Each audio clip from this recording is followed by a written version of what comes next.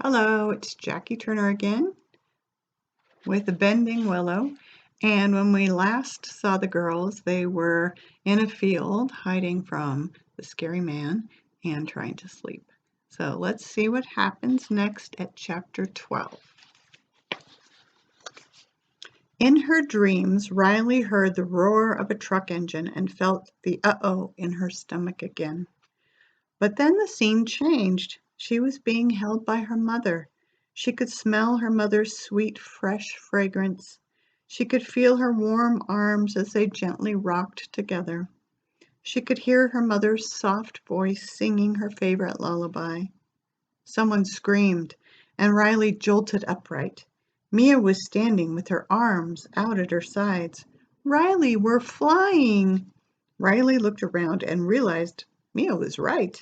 They were moving down the highway on the back of the hay truck with cow pastures flying by on either side. How had she slept through the truck starting? Which direction were they going? Back to Wells or further into Idaho? She pulled Mia back down into their sleeping crevice. "We have to stay out of sight. What if someone sees us and calls the police?" Mia frowned but stayed put. Riley smiled at her sister's funny braids all speckled with hay. She pulled a piece of hay out of Mia's hair and let it fly into the wind above them. Mia thought this was a great game. She pulled hay from the bales around her and held them high and let them fly away. "What if we're going the wrong way?" Riley wondered. No use getting all pissy about it, as Grandma used to say. If they were going the wrong way, they would eventually hit a town called Jackpot. Instead of miles of sagebrush and cow pastures, Riley began to see small farms stretching out on either side of the road. She knew she had not seen these before.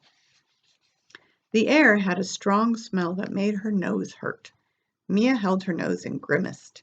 Riley pointed, and they passed a place with hundreds of cows, and Mia nodded. Soon houses rose up on both sides of the road, and stores and more people. Riley kept her head down and made sure Mia kept hers down too. Suddenly, the truck rumbled to a stop. Riley took a quick peek. They were in front of a feed store. She watched as the driver, a Mexican man with bent legs and a cowboy hat, walked inside the store. Then she put her finger to her lips and signaled for Mia to follow her.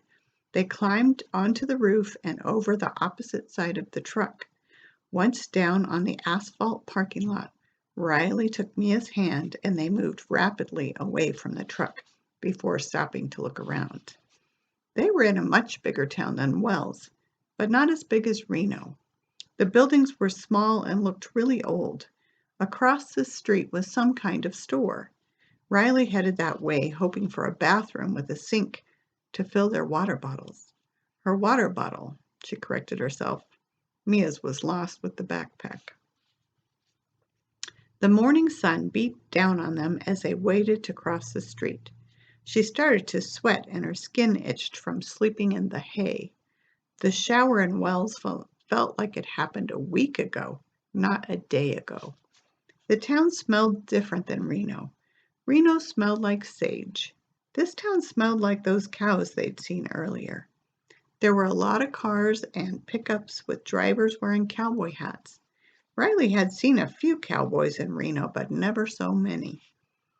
A bell jingled as they entered the store with a sign that said Goodwill over the door. Cold air hit them and Riley began to shiver. From the look and smell, they were in a thrift store. Mama used to buy all their clothes from thrift stores when they were little. "It's a small planet," Mama used to say. "If we all shared our stuff, everyone would have enough." The cash register was to the right, and Riley dragged Mia over to it. The woman behind the counter was as old as Grandma, but skinnier, and had her hair piled up like a fancy cake.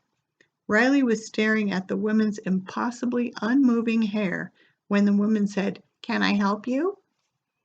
Do you have a bathroom we can use?" Riley stammered. The woman gave her a hard look. With their dusty clothes and messy hair, they must look like runaways. What if the woman had seen their faces on TV? Riley's stomach nodded. Are you planning to buy anything today? The woman's voice was sweet, but her manner was all business. Of course, Riley said quickly. Do you have food here? No, dear, this is a thrift shop, but there's a tasty freeze down the street.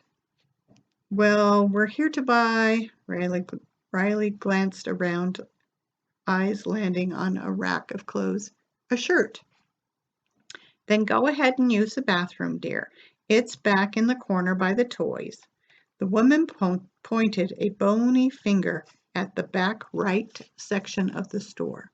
Thank you, Riley said, and turned Mia in that direction. Then Riley stopped. She didn't want to act like a runaway, but they had to know where they were. She turned back. Could you remind me what the name of this city is? Name of the city? The woman repeated, looking as if she'd heard wrong. Yes, Riley said, thinking hard. Maybe if she sounded like a cowgirl, she would be less suspicious. We're here to visit our cousin, and I up and forgot the name of this here city. Mia frowned and looked confused. The woman's eyes widened, her eyebrows bunched together. Well, now, it's Twin Falls, of course. Oh, that's right, Riley said, smacking her forehead with the heel of her hand.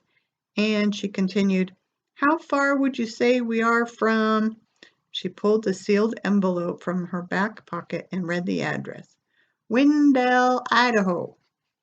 The woman tilted her head and narrowed her eyes. Wendell's about 30 miles up the road. Why do you ask? Well, ma'am, She tried to think of something to say. Then she remembered the story her grandma told her about a friend who she used to exchange letters with. I have a pen pal that lives in Wendell. I was just wondering where it is. The woman nodded. I'm glad to hear that. Very few people write letters these days. I had a pen pal when I was your age.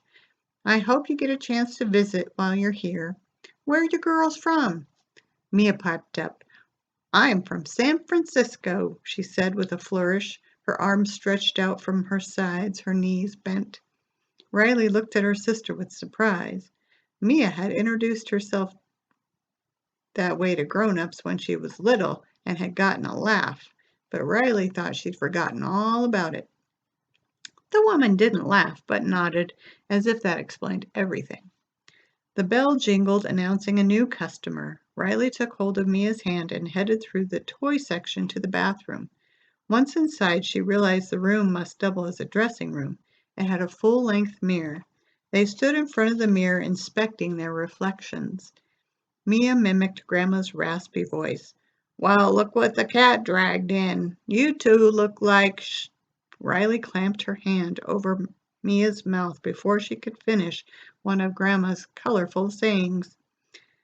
Mia's eyes sparkled over the almost said bad word, and Riley couldn't help but smile back. Riley lowered her hand from Mia's mouth and placed a quick kiss on her forehead. Let's see what we can do to clean up. We just might meet my dad today, and we can't go looking like this. She dampened a paper towel with water and tried to clean Mia's face, then decided they both needed to get rid of their braids. The night in the hay had left them frazzled. She undid her own braids first, leaving her hair kinked all the way down, then untied Mia's braids.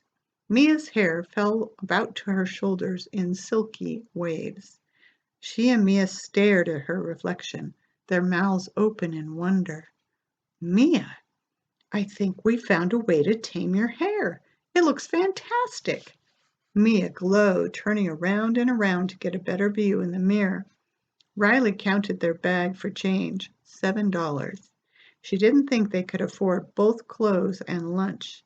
They would have to sneak out without buying a shirt. She felt bad for having lied to the woman, but there wasn't anything that she could do about it now.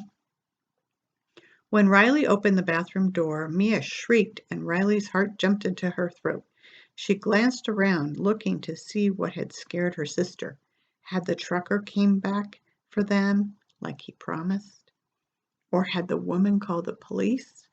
She tried to pull the door closed, but Mia pushed past her and ran to the shelves of stuffed animals. "It's Mr. Witherspoon," Mia said, clutching a teddy bear to her chest. That's the end of the chapter.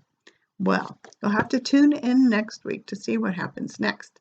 I'll see you then. Bye.